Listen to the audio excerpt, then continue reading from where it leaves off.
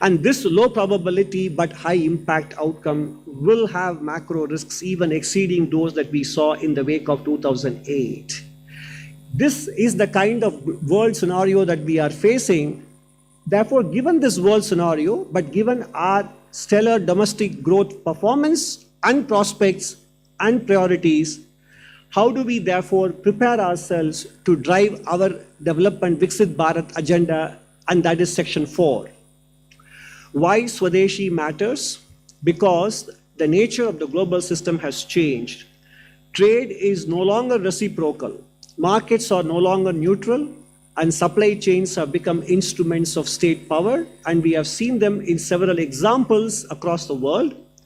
And therefore, Swadeshi is a legitimate policy instrument in such a world. Countries have to take care of their priorities, and therefore we should not be squeamish about swearing by Swadeshi in this kind of global environment. The conundrums, however, emerging markets face is this. There is going to be a resource crunch, which is reflected in the price of copper.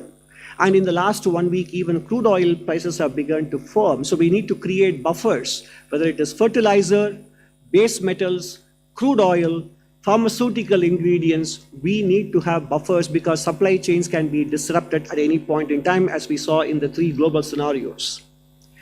And the other thing, apart from building up buffers, which we need to import in many cases, we also have to appreciate that as the economy grows, per capita income rises, imports will inevitably rise. This is a given.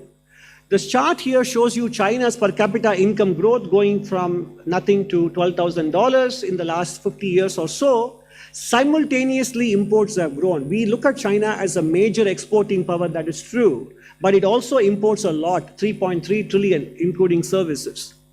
So similarly, India going from $2,500 per capita to $20,000 per capita in the next 25 years will also see its imports rise. Therefore, means we have to export or attract capital to pay for it. That's also inevitable. No matter how successful we are with indigenization, this is something that economic history tells us is inevitable. And therefore, currency depreciation that we are witnessing today isn't something unique to India. Countries which have a current account deficit have seen their currencies depreciate. If you look at the performance of currencies since the millennium began, the Indian rupee actually has done quite well.